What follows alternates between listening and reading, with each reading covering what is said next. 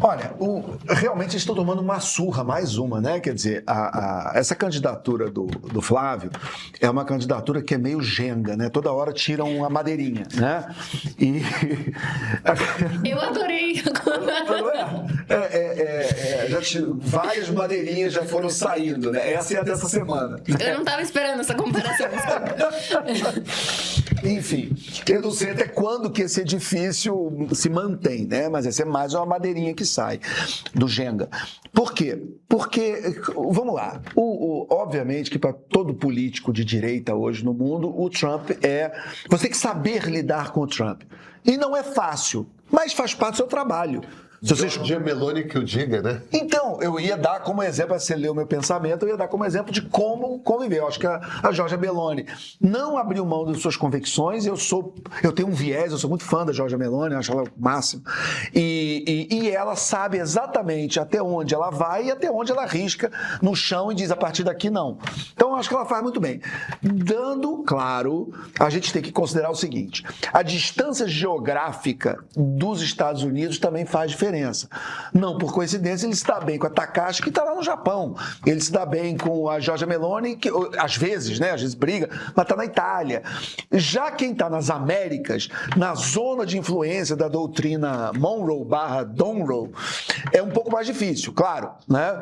Mas mesmo assim, você tem que pegar os seus estrategistas, se você quer disputar competitivamente uma eleição presidencial no Brasil, e ter uma saída. Né? Por quê? Porque, por exemplo, o pessoal do Canadá tomou uma surra, os conservadores. Eles estavam bem nas pesquisas, mas não souberam lidar, não sabiam se posicionar com o Trump, com aquele jeito dele, que muita gente leva literal, às vezes eu levo na brincadeira. Por exemplo, a história de que o Canadá ia ser anexado, que para mim nunca passou de uma piada, mas que muita gente levou de uma maneira literal. E eu acho que os conservadores canadenses, em vez de rir junto, fazer meme junto, piada, e o assunto morrer, resolveram levar a sério, e aí ficou uma disputa nacionalista, e tomaram uma surra e acabaram perdendo a eleição. Então, assim, não estou dizendo que é fácil. O Milley, ele é um cara que ele resolveu chegar para o Trump e falar: olha, eu estou com você, mas eu quero algumas vantagens, dinheiro, apoio e tal. O Trump deu o que o Milley pediu.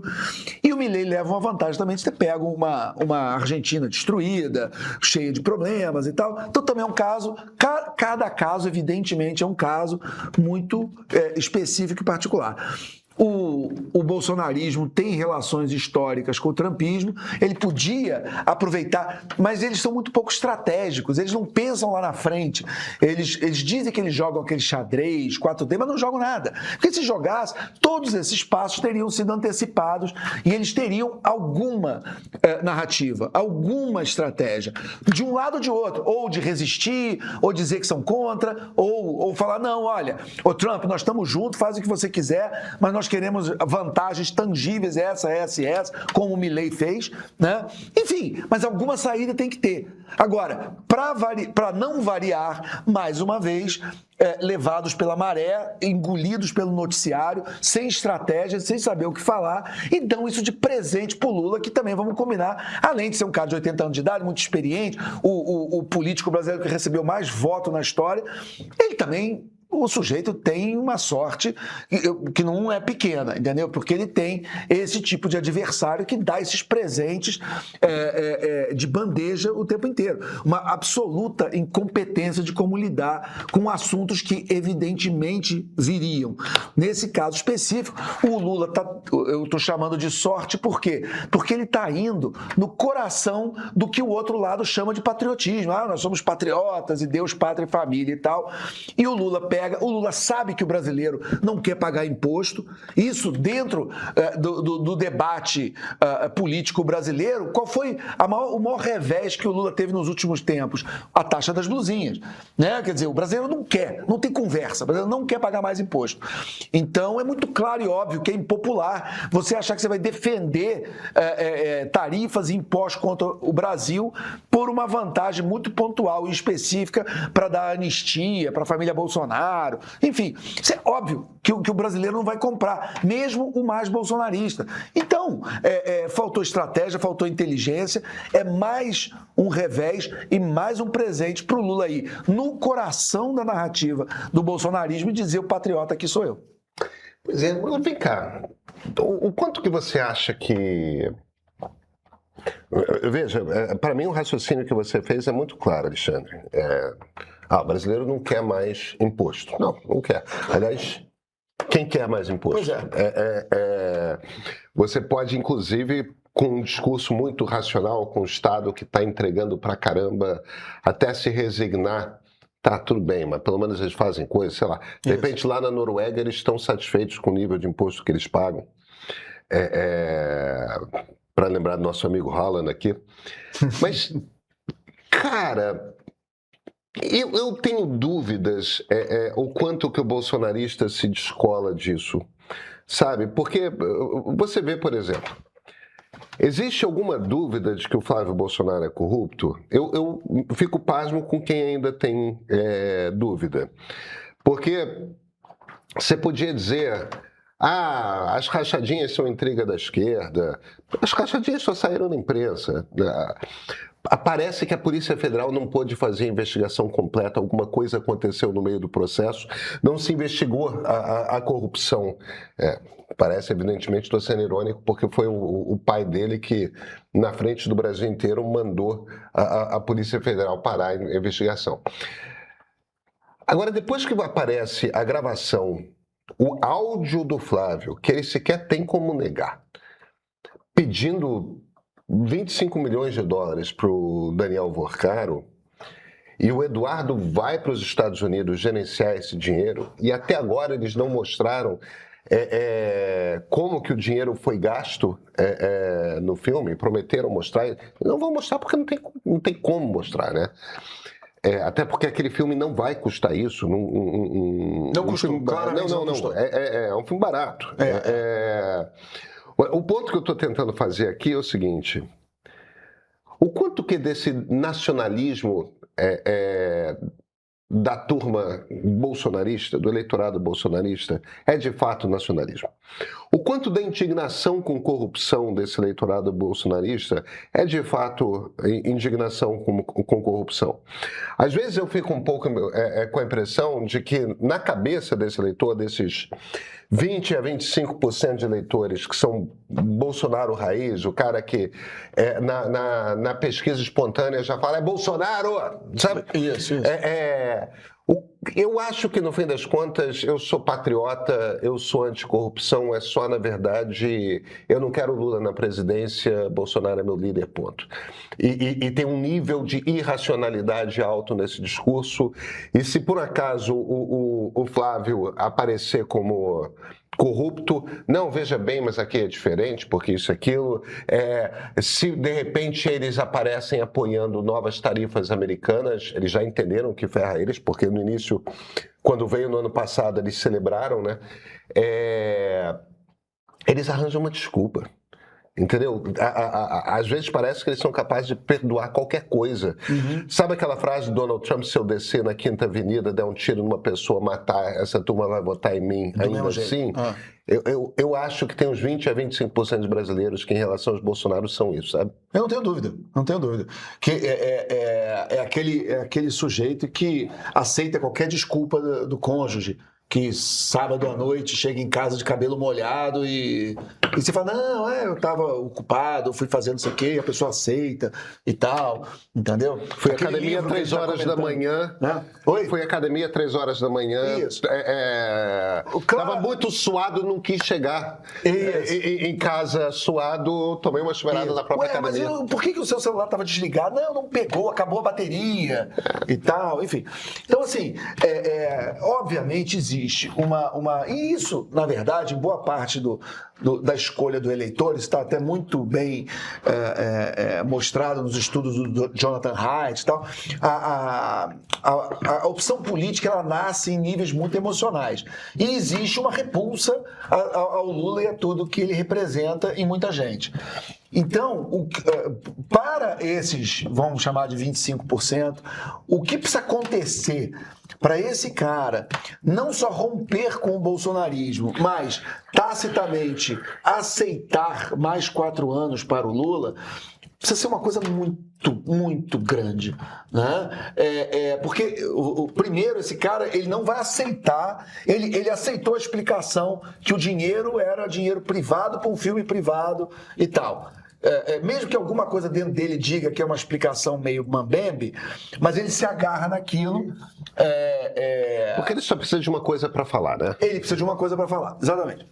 Então, mas se em algum momento ficar claro que havia algum tipo de corrupção, ele também ainda tem muita gente que vai racionalizar dizendo, olha, corruptos todos são, quer mais corrupto que o Lula? Entendeu? O descondenado e tal. Então, corrupto por corrupto, eu fico com alguém que defende Deus, pátria e família. Entendeu? Ele teria que achar que o lado dele é pior.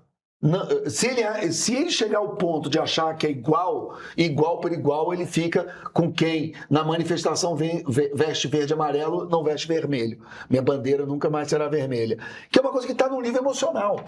Né? Porque e ao mesmo tempo estão levando a bandeira de Israel e a bandeira dos Estados Unidos. E vermelho é a cor dos republicanos, né? Vermelho é a cor dos republicanos, né? Você sabe que não era, né? É uma coisa que eles alternavam na televisão americana. Foi depois do macartismo, não foi? Que na época do macartismo era Better Dead Than Red, né? Que era o jogo. É anos 80. A primeira eleição do Reagan ainda é os republicanos com azul e os democratas com vermelho. Porque eles alternavam as televisões americanas. Uma eleição, os republicanos eram uma e os democratas outra, e na seguinte eles iam alternando, até que fixaram na coisa de os democratas são azuis, os republicanos são vermelhos. Isso. E o vermelho, evidentemente, é por conta da bandeira americana. Sim, claro. Não é... Claro. O vermelho e o azul, né? São as cores da... Mas é isso, né? É essa incoerência que eu sou patriota. Eu fico imaginando o Plínio Salgado olhando para esse negócio assim, do tipo, esses são os patriotas? Entendeu? Com a bandeira de Israel e com a bandeira dos Estados Unidos na passeata. Que é a reação que o Aldo Rebelo hoje teria, né? Eu acho que deve ser, né? Que ele deve ter essa reação, né? É um patriotismo que é fake, né? As pessoas não são patriotas no sentido... O típico patriota de direita, né? Que existe um nacionalismo de direita. Policarpo Quaresma. Policarpo Quaresma, sim. Existe um nacionalismo de direita. Uma história de nacionalismo de direita. Pererê e tal. Essa turma bolsonarista não é o nacionalismo de direita típico, né? É um bicho diferente. Isso. Que volta para a Guerra Fria, que volta para a divisão, na verdade, do mundo e tal. E aí se enxerga um perigo maior na China, no mundo islâmico e tal. E aí, nesse sentido, você é parte dessa briga, né? Ocidente, Oriente, enfim. E aí você aceita qualquer negócio aqui em nome do... É uma coisa curiosa, porque... Qual era o modelo de país na cabeça do Plínio Salgado? E eu acho que o Plínio é importante disso, porque eu realmente... Não é que eu esteja dizendo que o bolsonarismo é fascista, mas eu acho que o bolsonarismo descende da visão de Brasil do Plínio. O bolsonarismo é muito integralista. Eu sempre defendi isso. Qual é a visão de país do Plínio? Primeiro... É uma nítida oposição entre cidade e campo. O Plínio falava que, gente, pelo amor de Deus, anos 30, né? Outra cabeça, isso é um século atrás. Ele via nas cidades, imagina, São Paulo, Rio de Janeiro, recém-saídos da Belle Époque, né? Semana de Arte Moderna, da qual o Plínio participou, inclusive, e tal. Ele olhava para as cidades e falava, não, é uma coisa afeminada e estrangeirizada. as cidades.